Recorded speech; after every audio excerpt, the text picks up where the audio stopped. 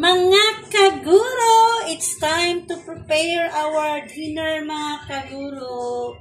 Maganda na po tayo sa ating hapunan mga kaguro dahil po ay gabi na po. Ang oras po ay 7:15 mga kaguro. So, let's go!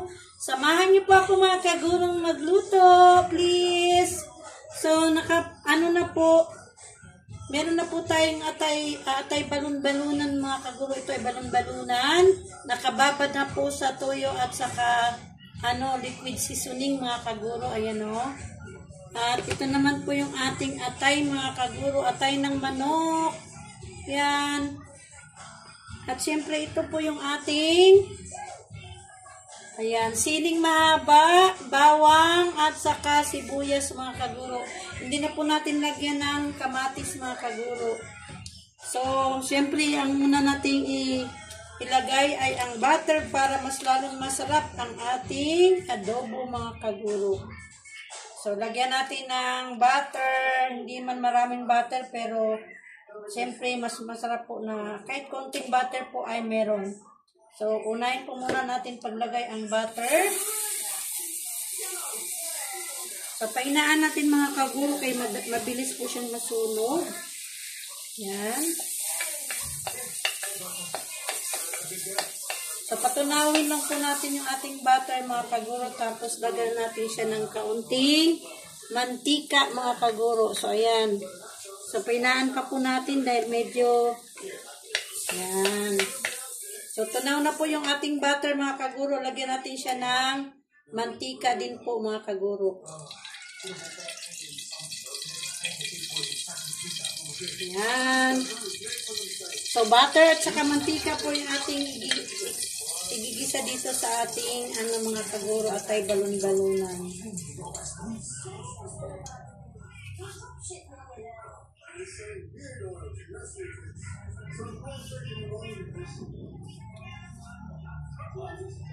So, ayan na po. Ilagay na po natin ang ating bawang.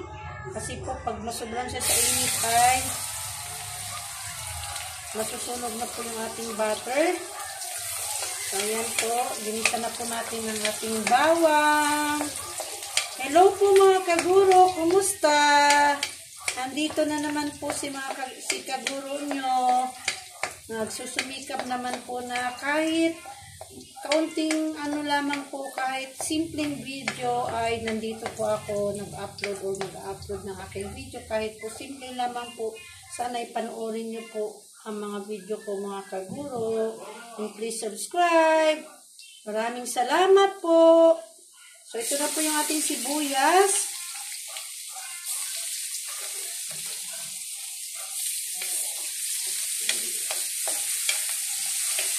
So ating lulutuin ngayon mga kaguro ay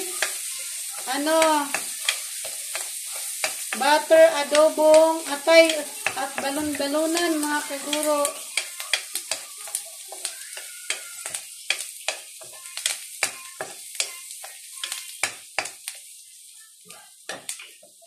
Yan. So syempre po unahin natin ang ating balon-balunan mga kaguro kasi medyo matigas po ito at matagal pong lumambot. Kaya unahin natin ang ating balon-balunan paglagay o paggisa mga kaguro. So iwanan lang po muna natin yung binabad na toyo at saka liquid seasoning mga kaguro. Mamaya na po natin ilagay itong katas ng pinagbabaran mga kaguro.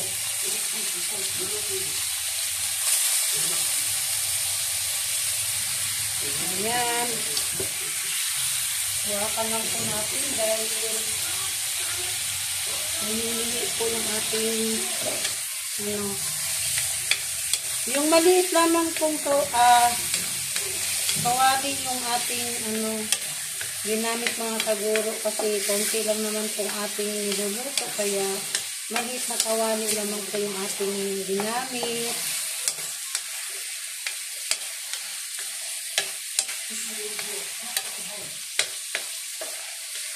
Ito po yung butter, adobong, atay, balon-balunan mga kaguro. Ito ay, siyempre po, ulitin ko, ay sariling recipe ko lamang po ito mga kaguro. Pasensya na po kayo. Si Ma'am Eva ay nagluluto lamang sa simpleng recipe mga kaguro para sa ating pamilya.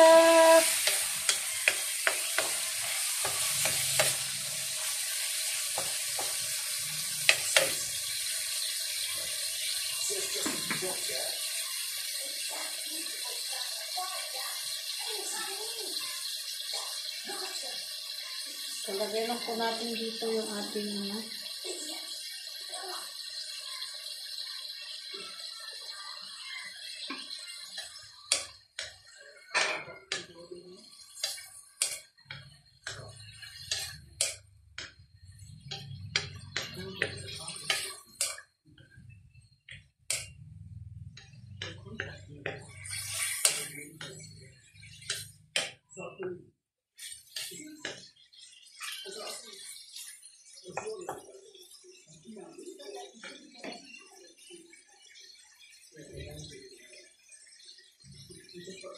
tatakpan po muna natin mga kaguro.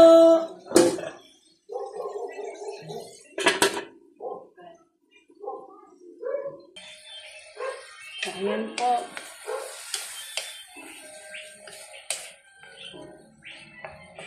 So, medyo pa-brownin pa po natin ito ng kaunti mga kaguro. Saka natin isama pag-isa yung ating atay. Konti pa pong brown mga kaguro. Yung talagang parang lalabas na yung kanyang mantika. Para at least, pagkaluto ng atay ay luto na rin po itong atay balon-balon na.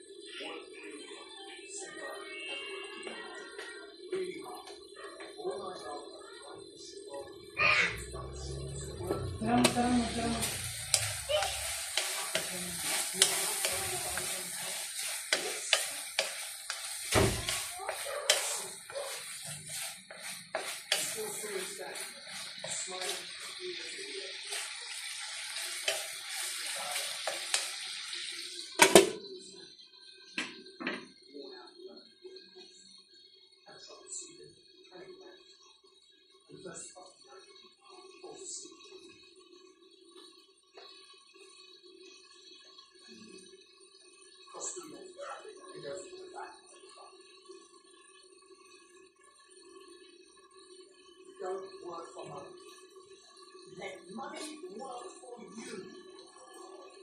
By building wealth and not through the old rotten systems of dinosaurs. They conspire against you with governments in backward, playing with power back, yeah.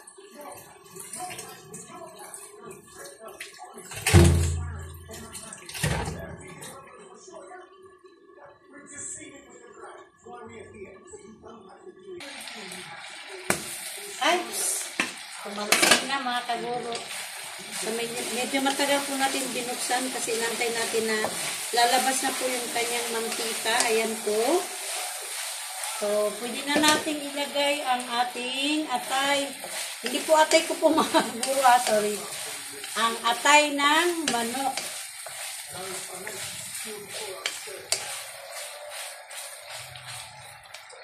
Ayan, lagay na po natin yung atay ng manok mga kaguro. Ayan.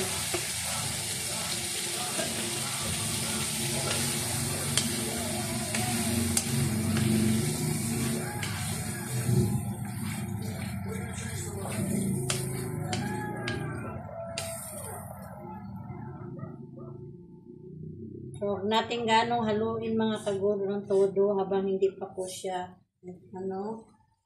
Kasi madudurog mga kaguro. So, konti lang. Takpan natin ulit.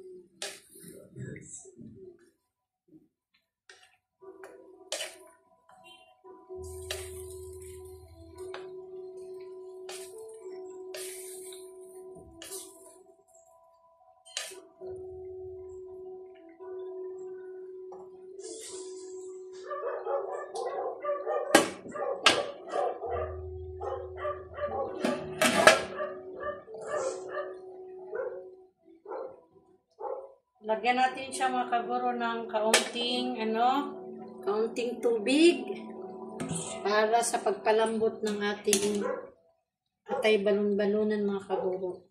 Kaunti lamang po. Yan. Tapos, lagyan natin ng vinegar mga kaguro. So, dahil po itong ating suka po mga kaguro may sili na po, siguro po ay hindi na natin lalagay itong itong siling mahaba mga kaguro na hiniwa ko kasi baka sobrang anghang na po kakain po si Tanta nito. So, ito na lamang pong suka na may sili at ilalagay, hindi na po natin siya lagyan ng siling mahaba mga kaguro kasi itong suka na to ay medyo maanghang na po.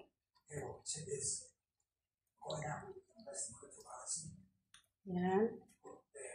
So, konti lamang po yung ilagay nating suka. Kasi maanghang po yan. And then, lagyan natin ng paminta mga kaguro.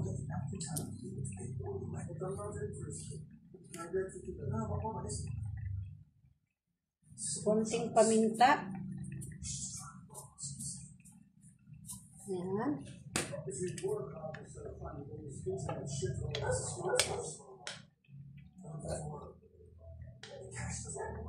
And then, lagyan natin ng toyo pa ulit mga kaguro bukod dun sa binabaran sa kanina sa atay balon-balunan. Lagyan po ulit natin ng toyo. Tapos, oyster sauce mga kaguro. Lagyan natin ng oyster sauce.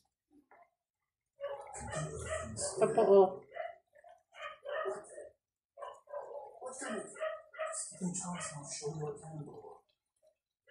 Every day, I give you a chance. Every fucking day. Haluin natin.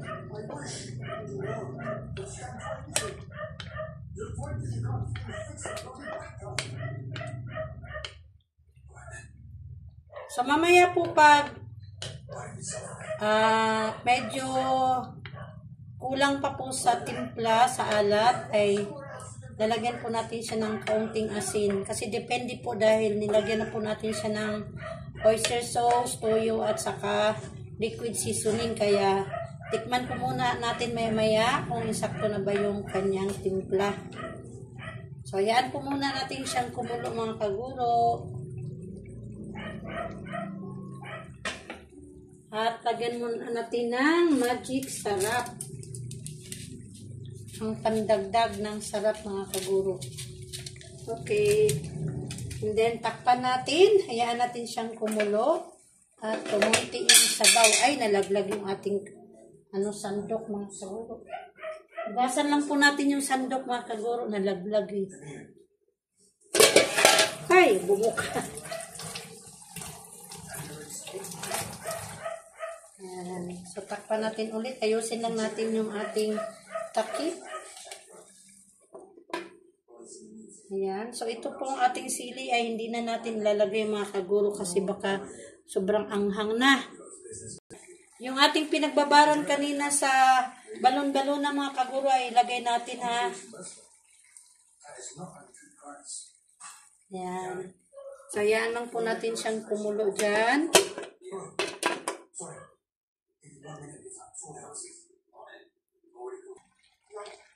Ayan na mga kaguro.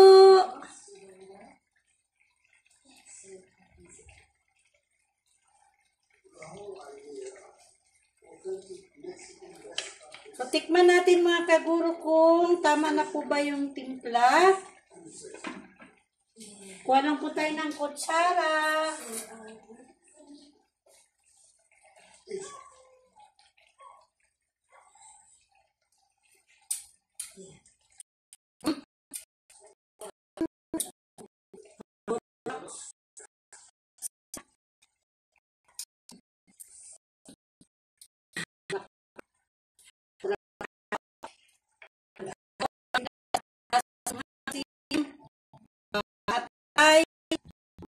Butter. Siyempre po nilagyan natin ng liquid seasoning at saka yung ating oyster sauce.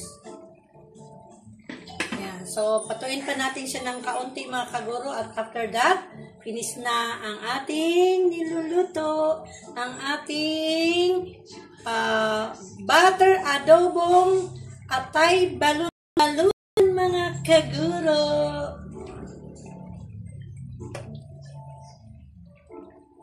So, takpan natin ulit. Kaunti na lang. Balik ako mga kaguro. Ayan na mga kaguro. So, tama na po itong sabaw na to mga kaguro at okay na po ito. Luto na mga kaguro ang ating adobo, butter adobong atay balon-balunan mga kaguro. So, enough na po to. Patayin na po natin ang kalan. Yan. So, ayan na po mga kaguro ang ating atay balon-balunan. Yan po.